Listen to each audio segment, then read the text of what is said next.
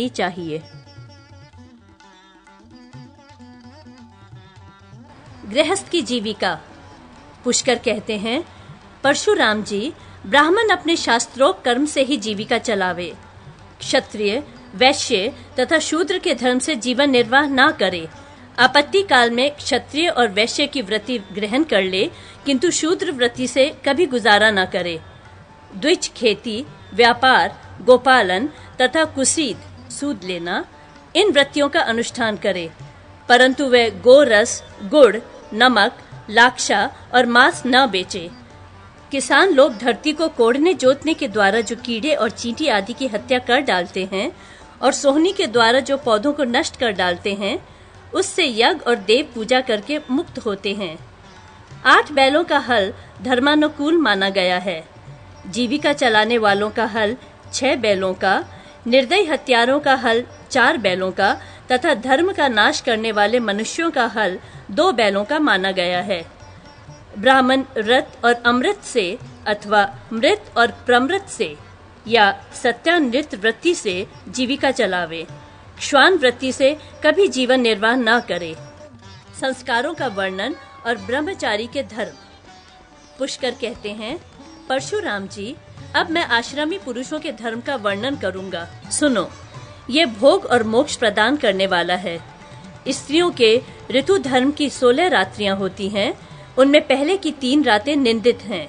शेष रातों में जो युग्म अर्थात चौथी, छठी, 8वीं और 10वीं आदि रात्रियां हैं, उनमें ही पुत्र की इच्छा रखने वाला पुरुष स्त्री समागम करे। यह गर्भाधान संस्कार कहलाता है। गर्भ रह गया, इस बात का स्पष्ट रूप से ज्ञान हो जाने पर गर्भस्थ शिशु के हिलने डुलने से पहले ही पुंसवन संस्कार होता है। तत्पश्चात 6ठे या 8वें मास में सीमंतोन्नयन किया जाता है। उस दिन पुल्लिंग नाम वाले नक्षत्र का होना शुभ है।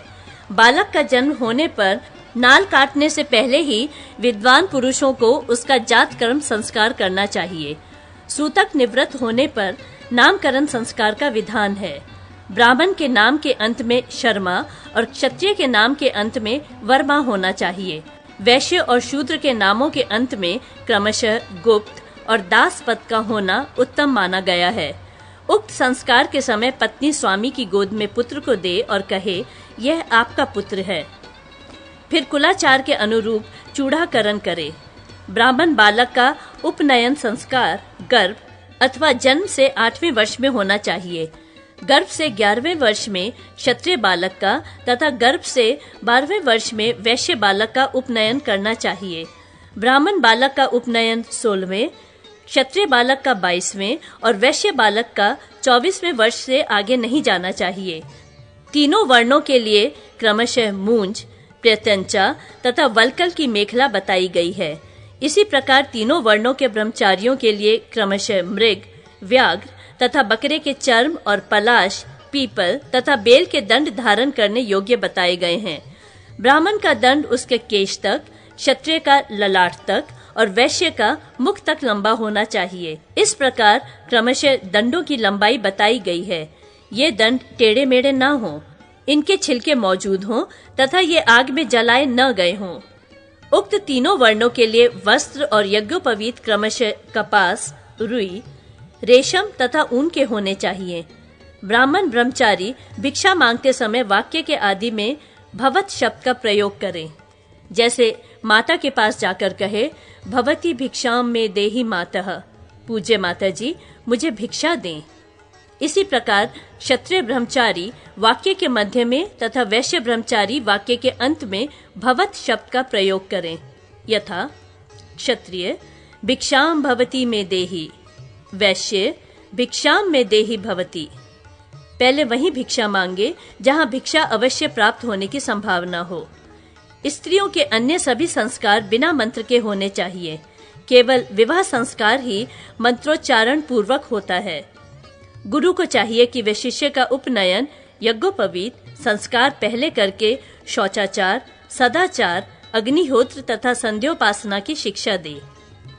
जो पूर्व की ओर मुंह करके भोजन करता है वह आयुष्य भोगता है। दक्षिण की ओर मुंह करके खाने वाला यश का, पश्चिमाभिमुख होकर भोजन करने वाला लक्ष्मी, धन, उसका तथा उत्तर की ओर मुंह करके अन्न ग्रहण करने वाला पुरुष सत्य का उपभोग करता है। ब्रह्मचारी प्रतिदिन सायकाल और प्रातःकाल अग्निहोत्र करे। अपवित्र वस्तु का होम निषिद्ध है। होम के समय हाथ की उंगलियों को परस्पर सटाए रहे। मधु, मांस, मनुष्यों के साथ विवाद, गाना और नाचना आदि छोड़ दे। हिंसा, पराई निंदा तथा विशेषतः अश्लील चर्चा, गाली गलौज आदि का त्याग करे। दंड आदि धारण किए रहे। यदि वे टूट जाए तो जल में उसका विसर्जन कर दे और नवीन दंड धारण करे। वेदों का अध्ययन पूरा करके गुरु को दक्षिणा देने के पश्चात व्रतांत स्नान करे अथवा नैष्ठिक ब्रह्मचारी होकर जीवन भर गुरुकुल में ही निवास करता रहे। विवाह विषयक बातें। पुष्कर कहते हैं, परशुराम जी, ब्राह्मण अपनी कामना के अनुसार चारों वर्णों की कन्याओं से विवाह कर सकता है। क्षत्रिय 3 से, वैश्य 2 से तथा शूद्र एक ही स्त्री से विवाह का अधिकारी है। जो अपने समान वर्ण की ना हो, ऐसी स्त्री के साथ किसी भी धार्मिक कृत्य का अनुष्ठान नहीं करना चाहिए। अपने समान वर्ण की कन्याओं से विवाह करते समय पति को उनका हाथ पकड़ना चाहिए। यदि क्षत्रिय कन्या का विवाह ब्राह्मण से होता हो तो वह ब्राह्मण के हाथ में हाथ न देकर उसके द्वारा पकड़े हुए बाण का अग्रभाग अपने हाथ से पकड़े। इसी प्रकार वैश्य कन्या यदि ब्राह्मण अथवा क्षत्रिय से ब्याही जाती हो तो वह वर के हाथ में रखा हुआ चाबुक पकड़े और शूद्र कन्या वस्त्र का छोर ग्रहण करे। एक ही बार कन्या का दान देना चाहिए। जो उसका अपहरण करता है वह चोर के समान दंड पाने का अधिकारी है। जो संतान बेचने में आसक्त हो जाता है उसका पाप से कभी उद्धार नहीं होता। कन्यादान, शची योग, शची की पूजा, विवाह और चतुर्थी कर्म, इन 4 कर्मों का नाम विवाह है। मनोनीत पति के लापता होने, मरने तथा सन्यासी, नपुंसक और पतित होने पर इन 5 प्रकार की आपत्तियों के समय वाग्दत्ता स्त्रियों के लिए दूसरा पति करने का विधान है। पति के मरने पर देवर को कन्या देनी चाहिए। वह ना हो तो किसी दूसरे को इच्छानुसार देनी चाहिए। वर अथवा कन्या का वरण करने के लिए तीनों पूर्वा, कृतिका, स्वाति, तीनों उत्तरा और रोहिणी ये नक्षत्र सदा शुभ माने गए हैं।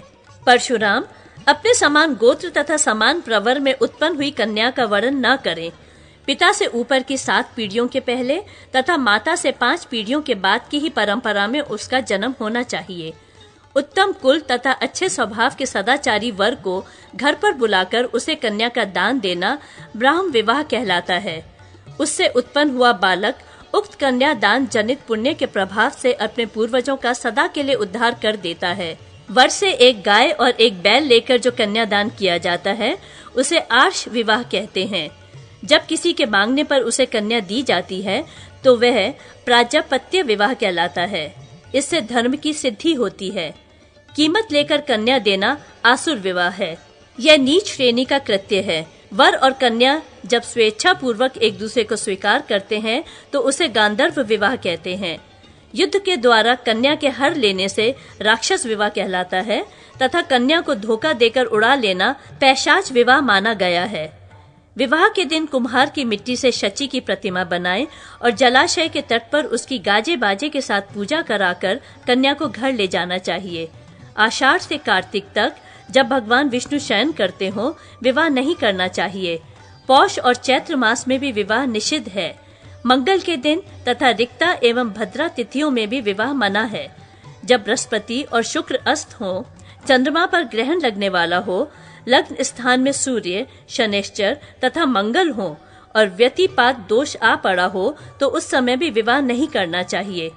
मृगशिरा, मघा, स्वाति, हस्त, रोहिणी, तीनों उत्तरा, मूल, अनुराधा तथा रेवती ये विवाह के नक्षत्र हैं। पुरुषवाची लग्न तथा उसका नवमांश शुभ होता है।